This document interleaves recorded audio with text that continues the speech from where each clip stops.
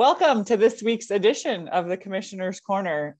I'm joined today by junior goalie from Minnesota State University, our reigning goaltender of the week, Calla Frank. Calla, how are you? I'm good. How are you? I'm great. I'm so great. I'm super excited about this conversation because I have a lot of questions, mostly unrelated to hockey, to be honest. So we'll dig into some hockey stuff to start with, and then we're going to switch gears if it's okay with you. All right. Sounds good. So currently the Mavs are on a 4-game winning streak, playing really well. What do you think? What's working right now for the team? This is the second, relatively decent win streak as the first half has started. So what seems to be working for you all? I think that we've been really working on defense because we realize when we play good defense, we create a lot of offense. So we've been working on that a lot in practice, and I think it's been reflecting into our games. And when you create offense, that's obviously good. You get more scoring chances, more goals, and you need to score to win. So I think that's been helping us out a lot. Yeah, that's the line of the day. You need to score to win. So Yes. somehow, right? Somehow there's got to be some offense created. So yes. You're playing great after having been out for a little bit, which we'll get to, but first time in your career that you were named goalie of the week, which when we talked about that internally, I was like, that can't be right. But you were rookie of the week a couple of times as a freshman, etc. So like 2-part question, I guess here. How special is it to earn that recognition, number one? And then, for you, what's helping you to be successful?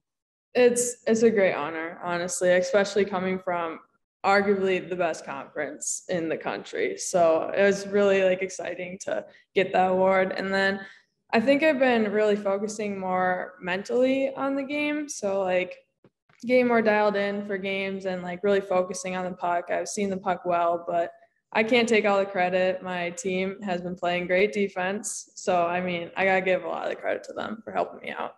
That's awesome. You all head up to Bemidji this weekend. The Mavs do. The only 2 teams playing in our league this weekend, post finals, I think, for both teams. So talk a little bit just about the trip, how, being able to kind of get up for those games at this point of the season.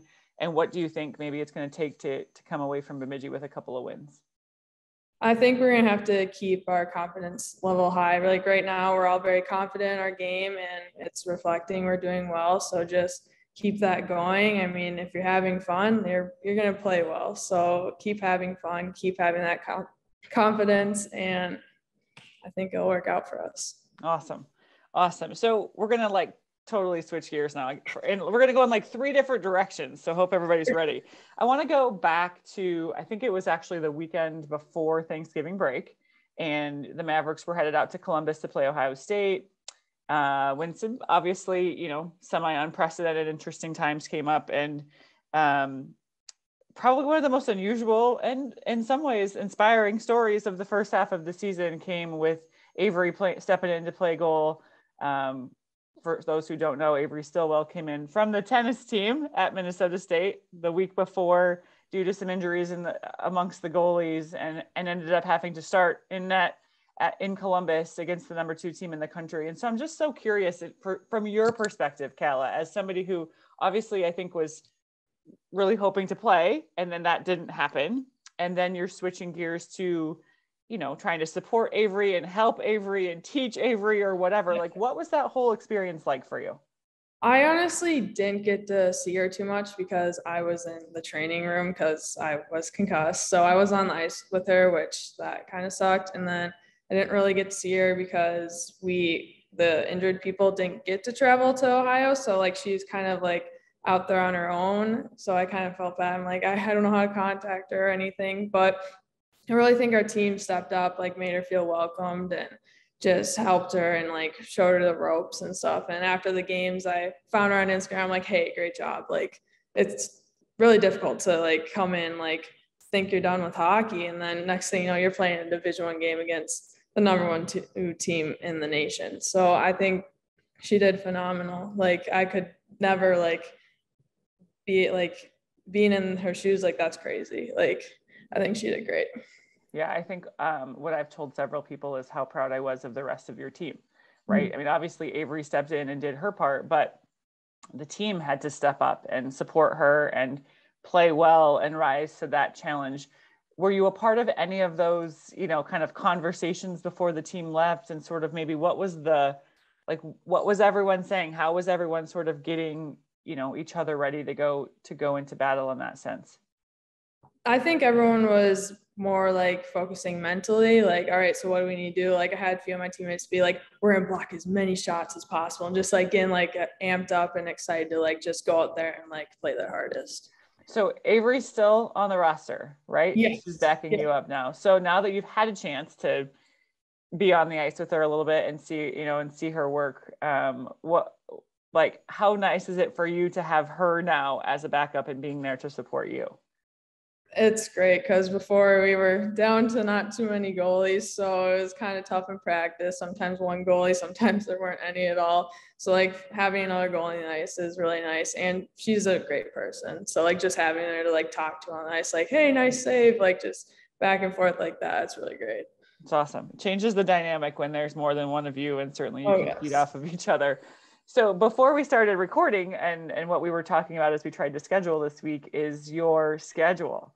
So as an aviation major, which is unique in and of itself, like I have so many questions. Tell me about your day. Tell me about how you're able to be an aviation major while you're competing at the Division I level.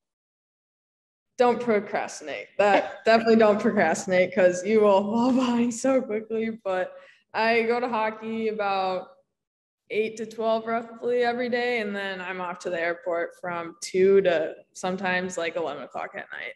It's very intense. I mean, I really need to manage my time well, especially with like homework, because I have other classes to attend, not just go out to the airport and fly. So time management is really key for me, for sure.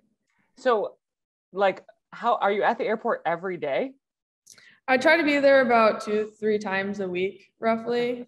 With hockey, sometimes it's only once a week, and our program has grown a lot. We went from about 300 to 600 students in the last couple of years, so it's harder to get scheduled sometimes because we have so many students, which sometimes does help me out, because then it's like, okay, I have more time to like go do some homework or something else, or just have like free time. So yeah. So yesterday we were maybe going to try to record yesterday, and you had said, hey, I think I'm hoping to have a 6-hour flight. Yeah. I was like, a 6-hour flight? Where are you flying? So tell me about yesterday. Did you go for 6 hours, and where were you flying? So I'm doing my commercial multi-engine training. So it means there's 2 engines on the plane, and then commercial. Some people know a little bit about that. Some people don't. It's complicated. We don't have to get into it, but I was actually going to go down to Kansas City, but weather's kind of a little weird lately, so I only got to do half of it. So we actually just went up to the cities and did some like maneuvers, some takeoffs, landings, kind of got a little like stuff in, I guess, and then we flew all the way down to Worthington and then back to Mankato. So it was just like a 3.5-hour flight, just kind of making sure I remember everything, I guess. So where does the desire to fly, where does the love for flying come in? My family, actually. My grandpa is a pilot, my dad, and my aunt. They're not like Delta pilots or anything. It's just like for fun. We have our own, like we have 3 little airplanes that we keep at a hangar. And your family, like you have family airplanes? Yeah, they're really small. They're just like 4 or 6 seater, so it's not like huge like jet or something. No, nothing like that. But my grandpa actually was my flight instructor for my first license I got, my private license. So I kind of found that love to fly through him and my dad.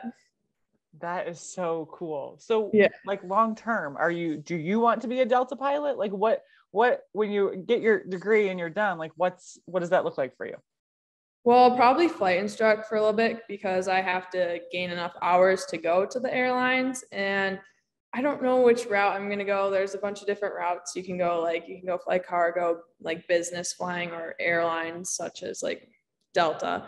So maybe Delta. I've been kind of considering UPS. So I'm not sure yet. I got a little bit more time to decide, but I'll definitely be at some sort of airline. I just don't know which one yet. Are there any unique like for those that don't know, clearly, which is myself, are there any unique like requirements that you have to be able to even be in the program? And I mean, not necessarily obviously like the academic piece, but are there, you know, like I think about vision and hearing and things like that. Like, are there requirements in those spaces to even be a part of it? They actually got rid of those requirements. I'm not sure when, but like before, like you had to have 20/20 vision. You couldn't like have contacts or glasses. But I think a while ago they actually got rid of that. So like it's pretty open now. There's also like my brother's a type 1 diabetic. Mm-hmm. So like diabetics can't fly for hire currently, but I think they're working on changing that. So like a lot of medical conditions are actually like you can still have and fly. Okay, that's interesting. When we came on the screen before you turned your camera on, I saw this adorable picture of you and your younger brother. So I want to ask about your family. Tell me, like, how many brothers and sisters, and tell me a little bit about them. I have 3 younger brothers. So I am the oldest. Okay. I have a 17-year-old brother, a 7-year-old brother, and my other brother's about to turn 10, I believe. So you saw the 10-year-old brother. Okay. He's actually a goalie like me too. Okay. So that's why we have a little picture together. That's the bond. You're bonding over being goalies. Yes. Do they get to come to a lot of your games? The 2 younger ones do a lot. My 17-year-old brother, he's a junior in high school. He's got his own life, his own hockey. So he doesn't come too often, every once in a while. But the other 2, they always come down and they enjoy it. It's actually my youngest brother, Kale, is his birthday. And we got a little like message, happy birthday, Kale, on our Jumbotron here. And he loved it. He was so excited about it. He was like jumping around, dancing. So they enjoy coming to the games. Do all of your brothers play hockey? Yes. Yep. So where does the hockey come from? Is a hockey a family thing similar to flying? Okay. Yes. My dad played hockey, so he kind of got us into it. How about being a goalie? Was that it right away for you when you started playing, or how'd you get to that position? I started goalie when I was in 2nd grade. So it was pretty quick. I knew right away. My dad actually wanted to confirm I was going to be a goalie. So he brought me downstairs. At the time, our basement was unfinished. So there's like a net and you could shoot and stuff. And he started ripping slap shots at my head. And I'm like, I love this. I want to do this. And he's like, oh no. So that's how I became a goalie. I'm like, I want to do this. Like, I'm a goalie. So there it is. So for all the parents that are listening, if you want to see if your kid is ready to be a goalie, just make sure you put them in front of a net and start shooting at them. Yes. That's how you they can take it. They're ready. Yes, exactly. I love it. That's so cool. So we're headed into the holidays. So I just was curious, does your family have special holiday traditions? What are you most looking forward to about the break that you get? I think Christmas Eve, we normally go snow tubing. Sometimes it is Christmas Day. It depends how it works out on our schedule. So that's a fun bonding activity that we always do. And recently we actually just got like a little rink outside our house. So I'm excited to like skate with my family. That'll be so fun. I know we had a meeting with some of our other student athletes and they were sharing holiday traditions, and I think it's just so unique how we all have our own, right? And yours includes hockey, which I'm not surprised about, but any flying? Will the family do any flying over the holidays? I think so. Yeah. My grandpa wanted to fly with me over Thanksgiving break. And I'm like, it's so hard to like fit it in such a small time, but we get to go home for a decent amount of time. So I'm like, hey, let's do it over winter break. So that's so cool. I'm so jealous. Maybe sometime you'll be able to let me jump in one of those back seats. Yes, for sure. Anytime. Anytime. I say that very like excited. I would probably get in there and panic a little bit. Small planes are, you're much more brave than I. How about that? We'll just leave it right there. All right. So we're going to spend a little time getting to know Calla. Are you ready? I guess so. Ready or not, here we go. So I'm just going to ask you a few questions and you just tell me which one you would prefer. Okay, here we go. Sweater or hoodie? Hoodie. Phone call or text? Text. Card game or board game? Card game. Starbucks or Caribou? Starbucks. Why was that so hard? Because there's certain things I like at each one, and it's difficult. Okay, I got it. So there's a specific at each. Okay, fair enough. Yeah. Oceans or mountains? Mountains. Pen or pencil? Pencil. I was hoping you would say that. I was wondering if you would say that, I guess, thinking about your, like what you're doing. Okay, when you go to the movie, are you a popcorn or candy person? Popcorn. Passenger or driver? Pilot. I love it. Morning person or night owl? Night owl for sure. Dinner or dessert? Dessert. Amen, girl. Okay, this one feels like I shouldn't even ask. Road trip or plane trip? Gotta go with the plane trip. So if you could fly anywhere you wanted, where would you go? Colorado. I love it there. It's so pretty. Awesome. Dogs or cats? Dogs. Do you have any dogs? Yes, I have one. One at home or one with you in Mankato? One at home. Okay. Yep. Netflix or Hulu? Netflix. Dine in or delivery? Dine in. Last one. You ready?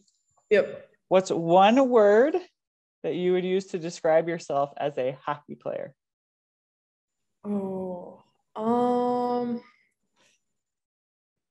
as a hockey player, let's go with confident. I love it. You have to be confident to stand back there in that goal and take those pucks coming at you. I think that suits you to a T, Calla. I think that suits you to a T. What a great interview. I'm so intrigued by the aviation part, like that. You're one of the only student athlete that I know of in our league that's doing that. And I just find it to be so interesting. And I feel like we have so many student athletes in so many different majors, and it's really hard to be a Division I student athlete, no matter what your major is. Yes. And then to add kind of that mix into it is really intriguing. I think it's awesome that you're doing that. So thank you for joining me today. I really appreciate it. Yeah, thank you for having me. Calla and her teammates, the Mavericks, are headed up to Bemidji this weekend to close out the first half for the WCHA. There are only two teams in action, Friday night at 6 o'clock and Saturday at 3 o'clock at the Sanford Center in Bemidji. Catch both of those games live on B1G Plus streaming.